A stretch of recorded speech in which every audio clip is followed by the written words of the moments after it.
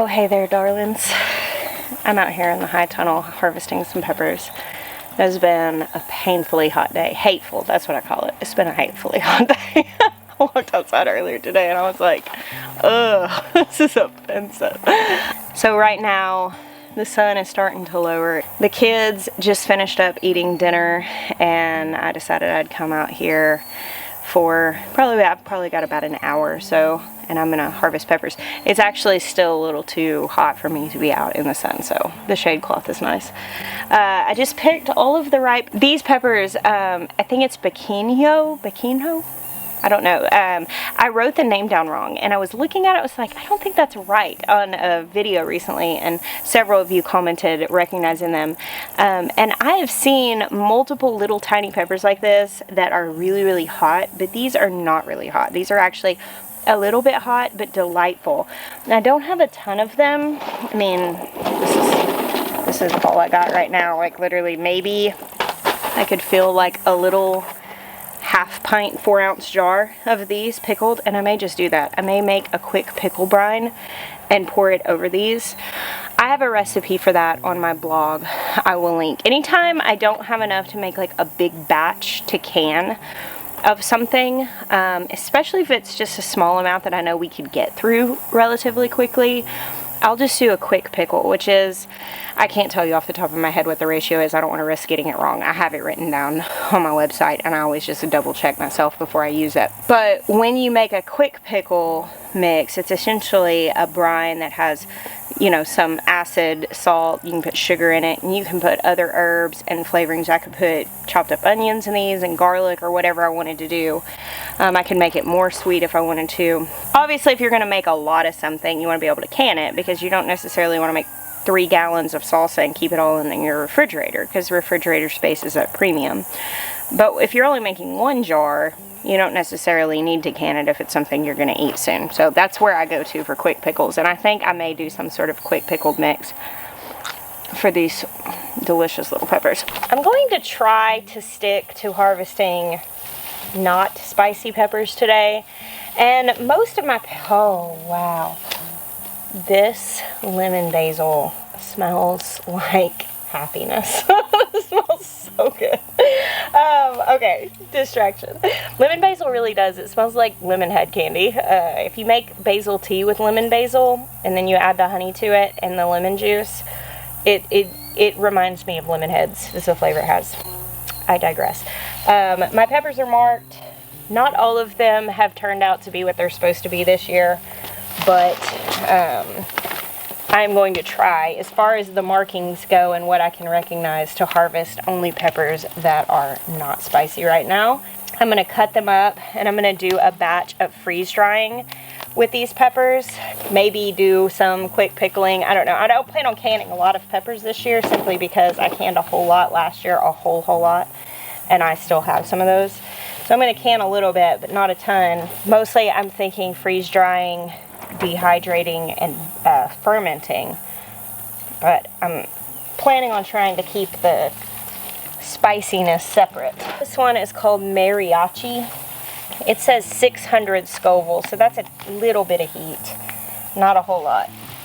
So this bed right here has me a little bit nervous, because one of these plants is where I pulled off what was supposed to be a Pippin's Golden Honey, which later assaulted me violently in my kitchen. I know that sounds like I'm just being dramatic, but it's a warranted response. It really is. It was really bad. So some of, oh, sorry for the giant machete, which is in the way of it. Oh, goodness. Y'all want a little parenting tip? Somebody's going to get on me for this, but we're just going to keep it real. I've been raising sons for 18 years now. My baby who made me a mama is turning 18 here in a couple of months. And I have 5 boys. And the youngest, of course, Benjamin, is 8. 10-year age gap between the oldest and youngest. That machete is actually one that Will uses. He had it out here for something that he was doing, probably when he was chopping down Brussels sprouts and the spent brassicas that were out here. There are machetes around because my kids have machetes, and they've had machetes since they were really young. So one thing that is beautiful about boys, and I've had the delight of having Malia, my stepdaughter, who is 18, and when she comes, believe me, we do girly things. I get the need of girly time really out of my system when Malia's here, and the rest of the time it's 5 boys. And boys are aggressive in a lot of cases. Little boys, I mean, they have this aggression. Unfortunately, I think a lot of times that gets shamed in boys, like, hey, be more tender, be more gentle. Now, I definitely believe in raising boys to be gentle when it's necessary, but I do not think we should shame aggression out of them. So the answer for us, in the fact that they get in fights and they're so competitive, and their personalities are so massively different from my own, the answer has been bushcrafting. Getting my kids machetes and teaching them how to use them safely. You have to direct. If you're going to lead your children into doing dangerous things, you have to direct them so that they can do them safely. But sending them out into the woods to build something, bushcraft, to build a fort with ladders, giving them something that they can channel that beautiful aggression that they were born with and learn to control it, that they can be both strong and gentle, is so important. So it's funny that sometimes whenever I'm going around shooting videos, I'll come across things like machetes and different things that my kids have been playing with. And I used to be kind of sheepish. People would be sort of critical, like, how could you give your 6-year-old something like that? And obviously there's risk in anything that you give a child. I mean, you could justify not teaching them anything because they could get hurt. And they have gotten hurt. I mean, like, we have a trampoline. We've had way more injuries from the trampoline than we've had from machetes. And they have gotten hurt. And thankfully it's never been super serious, but they started to learn to do those things. They started to learn how to cook when they were small. They started to learn how to cut things with knives. They got pocket knives when they were little. And instead of teaching them that those things were bad because they could hurt them, we taught them to respect them because they could hurt them, but that they were good for a purpose when used properly. I'm gonna try it. I only tried it at the top. I'm nervous. This is what Pippen's Golden Honey is supposed to taste like. It's not hateful. It is delightful. The moral of the story is there are machetes laying around my farm because I have 5 sons and I want to teach them to be strong but gentle men. Channeling their aggression into something positive rather than telling them it's bad that they have it. I can tell them that it's not okay to throat punch their brother while I'm trying to cook dinner. So it is sometimes said in our house, when things escalate, go outside and chop down a tree. This is not some sage parenting advice that's always handled with great wisdom. Sometimes it's like, outside, start chopping right now. Okay, so this is real Pippen's Golden Honey. This is Ajvarski. Oh, someone told me I was saying it wrong. Avarsky. It's spelled like Ajvarski. This one is delightful. This one is very good, sweet, thick-walled. We like this. Here's another. Ah, phooey. This is why you should use clippers. Do as I say, not as I do. This one. This is the one that set my mouth on fire. I'm pretty sure. I'm not going to taste it right now. I'm too scared. I'm pretty sure that's it. Now, these are fascinating. These are paprika pepper a bit. No, this is Leesville. I don't remember them being so wide. Last year, they weren't. See, this is what I remember them looking like last year. It's like longer. These look almost like sheep-nosed pimento peppers. Alright, so I'm chatting more than I'm picking peppers. I'm chatting and snacking more than I'm doing what I came out. That's not true. I came out here to get the pequeño peppers. That was really my main goal. And then I thought, well, I grabbed this big basket because the only basket I had that didn't have holes in it that the pequeño peppers could fall through was big. So I thought, might as well fill it up. But instead, here I am. Oh, I took a brave bite. I forgot what I was doing. I forgot myself. It's not spicy. Alright, so you got a moment of parenting rambling. Now let's talk gardening. This year, an instance happened in the gardening world. It's being called Peppergate, you know, in jest. What happened is one of the big nationwide suppliers, and I don't know who it is.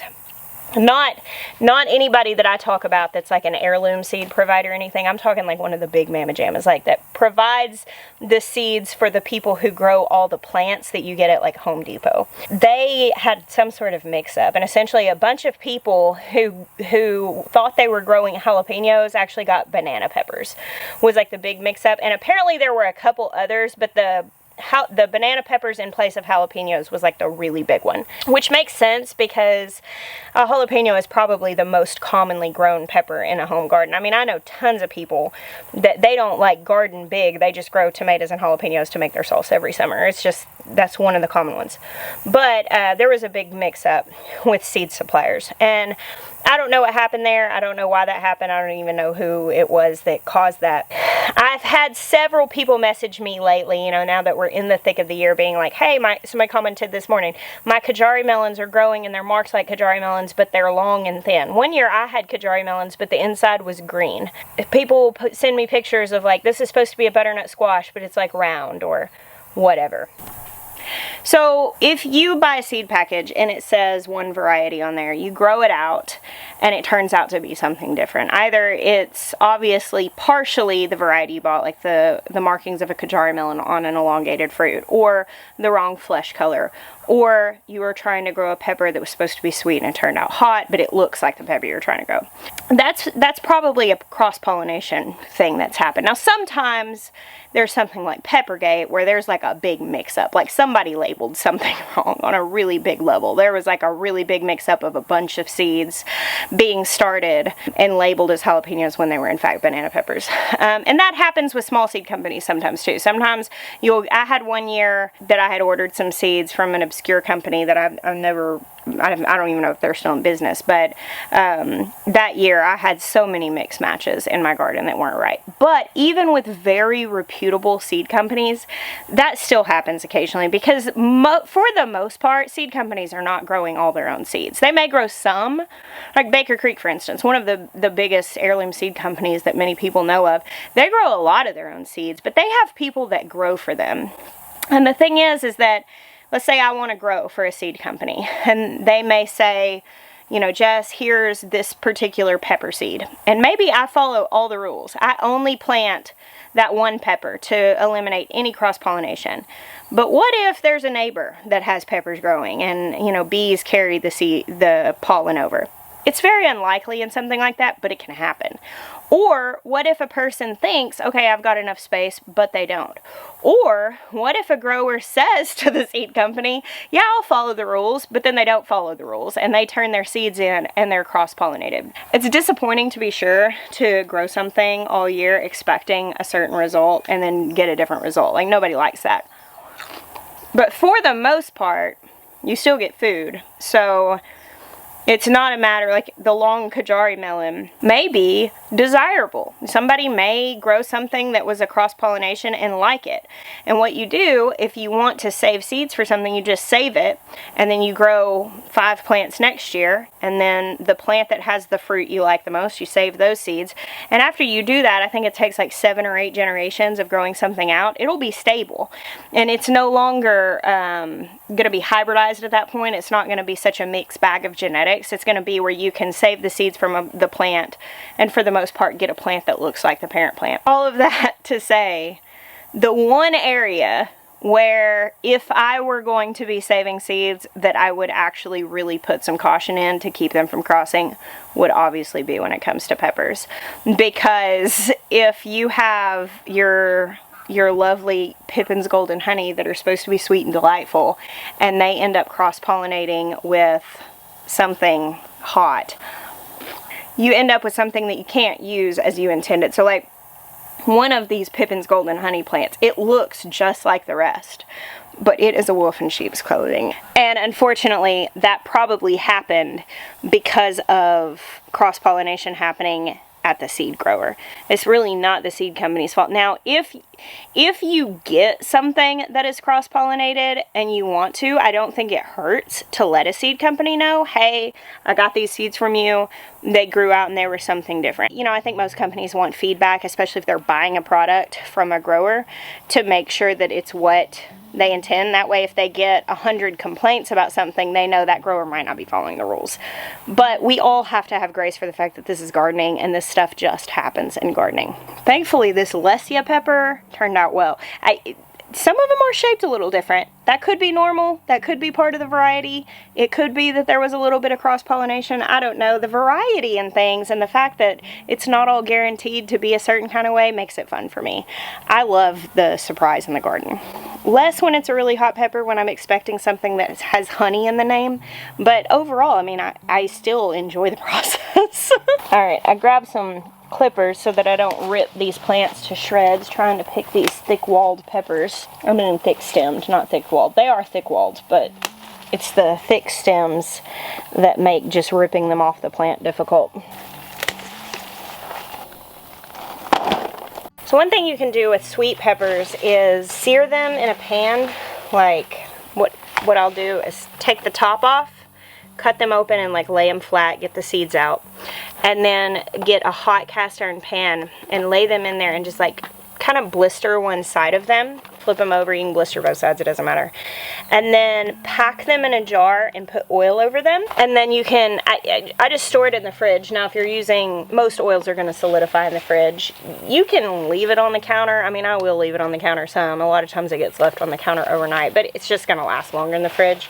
And then when you want to like scramble some eggs, take one of those peppers out of that oil, dice it up or slice it, and put it in your pan, and then scramble your eggs in that, and it's really good. So that's a nice way to preserve peppers in a way that is easy to use them.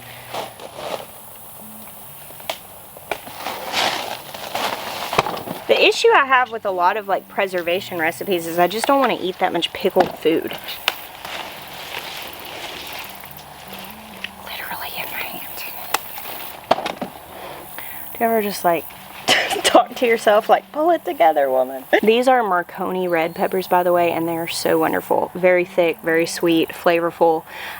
These are really good blistered and put in oil. They're really good chopped up and cooked in things. I'm planning on doing some freeze drying of some of these just so I can have them, so that if I want to throw them into a quiche or a casserole dish frittata or something like that, I can just mix them in as is. And same thing with bell peppers too. That's a small one. As I was saying though, I just don't necessarily want to eat that much pickled food. Now I like some pickled food. I prefer fermented food because at least it has the benefit of being healthy for your gut. I like some pickled peppers, but I just can't eat those in mass. They like go with things a little bit. And I find that a lot of times when you like Google homestead preservation recipes, a lot of times you get a ton of pickling recipes. And I feel like a lot of people get into gardening, they're like, what do I do with my harvest? And then they just start pickling everything like crazy. And I do it. I will fall into making way too many pickles. And like that's why this year I've been like, okay, I'm going to chill it on the pickles because we haven't even eaten all the ones from last year. Which works out well because like I had no cucumbers this year. And I made so much relish and pickles in all forms last year from the bumper crop of cucumbers I have that I'm not even really that worried about not having that many. Well, that's not a bad little haul. Oh, I miss these guys. Oh, poor guy. That one's not in great shape. The other one's not right. Never mind, I didn't miss them. We'll take this by and give it to the turkeys.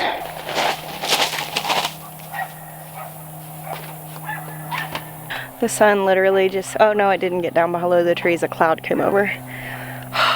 A breeze just started blowing. It's cool.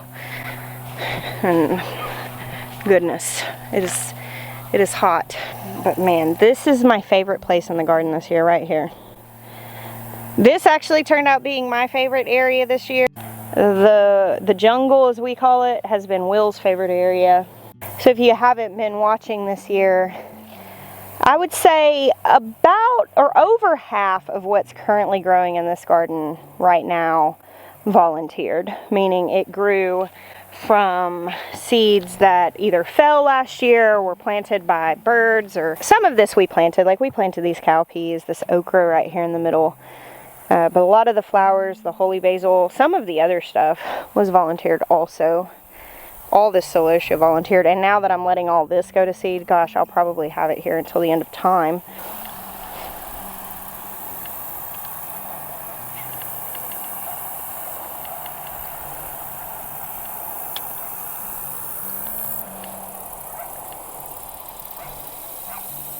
So this garden is why I tell you guys not to stress. Like, yeah, it stinks if you get a seed it wasn't what you expected. It stinks if your sweet peppers are hot. It stinks if your cucumbers don't grow. You know, the garden can be full of disappointments, but so much of this beauty right here happened with zero effort from me. Honestly, so much of this happened because when I had my plan drawn out for what I was gonna do here, and then I saw all of these flowers come up on their own, I looked at it and I looked at my plan and I thought, you know what, I think I'm gonna let my plan go on this one. And now that it's August, and even though some of these flowers are rife with disease, some of them are beginning to really dry up, and of course, as I said, some of them are going to become noxious weeds on my farm. We're probably gonna have celosia growing everywhere before we're done. But look at this beauty. This was better than my plan. And the joy that I feel when I walk out in this garden, even on a hatefully hot day, this is worth laid-back gardening. This is worth knowing seeds want to grow. It's just worth it, man, to just experience the joy in it. I think that when we come at it rigidly, we're going to taste the disappointment all the much more. The things that fail and the things that aren't what we expected are going to be that much harder. And while, yes, you can make adjustments, you can buy from different seed companies, you can do everything right. Sometimes even doing everything right, you're still gonna have disappointments. It's just the nature of it. I'm a good gardener. I grew 3 cucumbers this year. Honestly, the only good cucumbers I got were off of volunteer plants that grew in a place that I wasn't working on. And such is gardening and such is life. And I think that kind of releasing control and acknowledging that you're along for a beautiful ride, you're gonna give it your all and you're gonna receive it wholeheartedly. It means that when things don't go as planned, you won't be deterred. You're not gonna quit.